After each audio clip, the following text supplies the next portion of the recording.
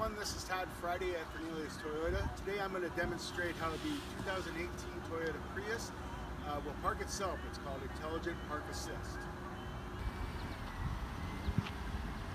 Okay, to park the vehicle or to have the vehicle park you, what you have to do is locate a parking spot that it recognizes.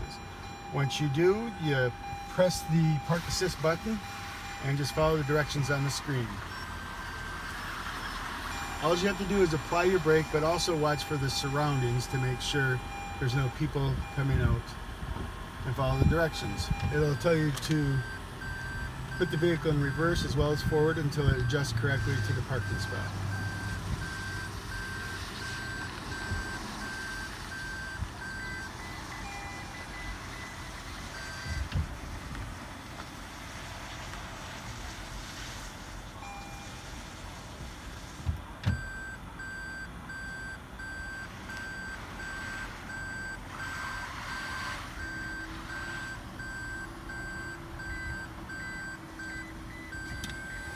And we're finished. Look, Mom, no hands.